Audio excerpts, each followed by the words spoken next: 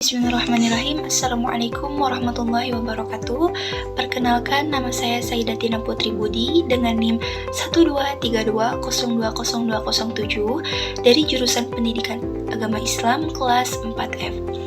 Video kali ini saya akan menjawab pertanyaan ujian akhir semester dari mata kuliah Filsafat Pendidikan Islam. Oke, soal yang pertama yaitu jelaskan definisi filsafat pendidikan Islam dan ruang lingkupnya. Oke, filsafat pendidikan Islam itu adalah kajian yang mendalam tentang suatu prinsip, tujuan, metode, dan nilai pendidikan yang berpijak pada ajaran Islam. Dan untuk ruang lingkupnya itu mencangkup hakikat manusia, tujuan pendidikan, kurikulum, metode, peran guru, peserta didik, serta hubungan antara ilmu pengetahuan dengan keimanan juga ketakwaan. Soal yang kedua yaitu apa fungsi filsafat Islam bagi pendidikan Islam? Dan fungsinya itu sebagai landasan pemikiran yang membentuk sistem pendidikan sesuai dengan nilai-nilai Islam, yang mengarahkan visi pendidikan agar tidak hanya sekedar transfer ilmu, akan tetapi juga pembentukan akhlak dan keimanan. Soal yang ketiga yaitu terdapat beberapa aliran dalam filsafat pendidikan Islam. Aliran apa yang relevan dengan kondisi saat ini dan juga apa alasannya? Dan untuk aliran yang relevan pada kondisi saat ini itu adalah aliran progresivisme. Alasannya, aliran progresivisme ini sangat relevan terhadap filsafat pendidikan Islam pada saat ini karena mampu mengajarkan bahwa belajar itu harus bersifat aktif, berdasarkan pengalaman dan juga sesuai dengan kehidupan nyata. Selain itu juga mendorong peserta didik untuk berpikir kritis dan mampu menjawab tantangan zaman dengan pendekatan pembelajaran yang aktif, kontekstual, dan juga adaptif.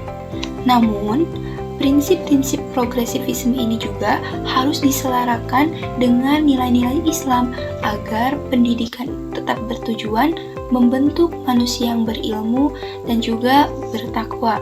Soal nomor 4 yaitu jelaskan pengertian filsafat pendidikan Islam dan apa pentingnya filsafat pendidikan Islam. Oke, filsafat pendidikan Islam itu adalah pandangan atau pemikiran mendalam tentang proses pendidikan yang berlandaskan ajaran Islam. Dan pentingnya filsafat pendidikan Islam itu adalah untuk memberikan arah dan tujuan yang jelas dalam proses pendidikan sesuai dengan ajaran Islam. Kemudian, filsafat ini juga membantu agar pendidikan itu tidak hanya sekedar fokus pada ilmu dunia, akan tetapi juga membentuk keimanan, akhlak, dan kepribadian peserta didik. Dengan adanya filsafat pendidikan Islam juga, segala hal dalam pendidikan, misalnya mulai dari tujuan, metode, hingga isi pelajarannya dilandasi dengan nilai-nilai Islam, sehingga menghasilkan manusia yang tidak hanya cerdas, akan tetapi juga bertakwa dan bermanfaat bagi kehidupan dunia dan akhirat. Soal nomor 5 yaitu sebutkan dan jelaskan 3 aliran filsafat pendidikan Islam dan siapa saja tokoh tiap aliran tersebut. Adapun 3 aliran filsafat pendidikan Islam beserta tokohnya itu diantaranya, yang pertama ada aliran perennialisme, yang mana aliran perennialisme ini menekankan pada nilai-nilai abadi serta pembentukan karakter.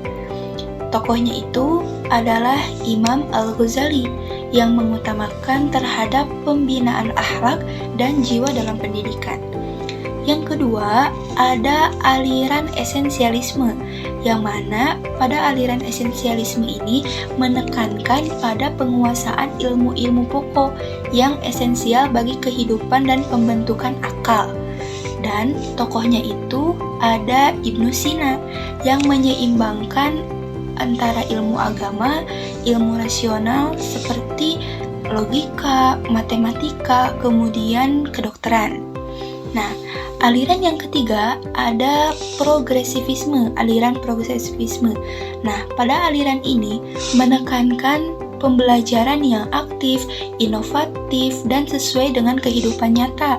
Dan tokohnya itu ada Syekh Muhammad Naqib Al-Attas dengan konsep islamisasi ilmu dan integrasi ilmu agama serta ilmu modernnya. Soal nomor 6 yaitu secara filosofis, apa keunggulan pendidikan Islam dibandingkan dengan pendidikan Barat? Nah, jawabannya secara filosofis, pendidikan Islam itu memiliki keunggulan karena bersifat holistik, yang tidak hanya mengembangkan aspek intelektual saja, akan tetapi juga dari aspek spiritual dan juga aspek moralnya.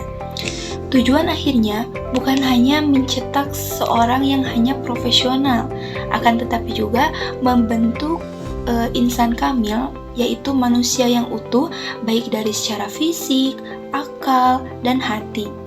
Berbeda dengan pendidikan Barat yang hanya cenderung sekuler, yang mana pendidikan Islamnya itu hanya menempatkan terhadap nilai-nilai ilahiyah sebagai inti dari proses pembelajaran. Soal nomor 7 yaitu bagaimana pandangan kamu terhadap integrasi keilmuan, agama, dan sains dalam pendidikan Islam.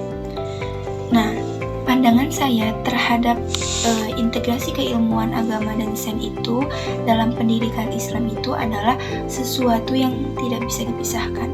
Karena Islam itu tidak pernah memisahkan antara agama dan ilmu pengetahuan. Jadi, agama dan sains itu keduanya sesuatu yang saling melengkapi, bukan bertentangan. Nah, dengan adanya integrasi antara agama dan sains ini, pendidikan Islam bisa melahirkan generasi yang berilmu tinggi namun tetap berakhlak mulia. Karena ilmu sains itu memberi keterampilan dan pemahaman terhadap dunia, sementara agama yang memberi arahnya, yang memberi nilainya dan tujuan hidup. Ketika keduanya digabungkan, kita bisa menciptakan manusia yang hanya bukan pintar, tapi juga bijak, beretika, dan bertanggung jawab kepada Allah dan sesama. Nomor 8 yaitu di mana posisi Tuhan dalam pendidikan Islam. Nah, posisi Tuhan dalam pendidikan Islam itu berada pada pusat dan tujuan pendidikan. Jadi segala ilmu itu berasal dari Allah Subhanahu wa Ta'ala nih, dan tujuan pendidikannya pun harus mengarahkan peserta didik tersebut harus lebih mengenal, mengabdi, dan mendekatkan diri kepada Allah Subhanahu wa Ta'ala. Oke, soal nomor 9 yaitu apa pandangan kamu tentang alam dan kaitannya dengan pendidikan Islam? Nah, pandangan saya sendiri, alam dalam Islam adalah ciptaan Allah Subhanahu wa Ta'ala yang tentunya penuh dengan tanda-tanda kebesarannya yang dapat menjadi sarana pembelajaran serta penguatan iman. Dalam pendidikan Islam, alam itu bukan hanya sekedar objek ilmu pengetahuan saja, akan tetapi juga sebagai media untuk lebih mengenal kebesaran Allah Subhanahu wa Ta'ala serta menumbuhkan rasa syukur atas segala nikmat yang telah Allah berikan kepada kita semua. Nah, oleh karena itu, sebaiknya pendidikan Islam itu harus mendorong peserta didik untuk lebih mempelajari alam secara ilmiah dan juga spiritual. Karena agar mereka itu tidak hanya memahami hukum-hukum alamnya saja, tetapi juga mereka menyadari tanggung jawab untuk menjaga dan memanfaatkan alam dengan bijak. Soal nomor 10 yaitu jelaskan tentang hakikat pendidik serta apa saja sih karakter yang harus dimiliki oleh pendidik itu. Nah, hakikat pendidik dalam pendidikan Islam bukan hanya sekedar pengajar yang hanya tugasnya itu menyampaikan ilmu, akan tetapi juga sebagai pembimbing dan juga sebagai teladan bagi para peserta didiknya. Nah, pendidik itu juga harus bertanggung jawab atas pembentukan karakter dan akhlak para peserta didiknya. Jadi, bukan hanya bertanggung jawab terhadap kecerdasan intelektualnya saja. Dalam Islam juga, pendidik itu sering disebut dengan istilah pewaris para nabi. Kenapa sering disebut dengan istilah pewaris para nabi? Karena tugasnya sangat mulia dan penuh amanah. Oleh karena itu, pendidik harus memiliki karakter yang baik seperti misalnya ikhlas, sabar, jujur, dan pendidik juga harus memiliki karakter yang adil.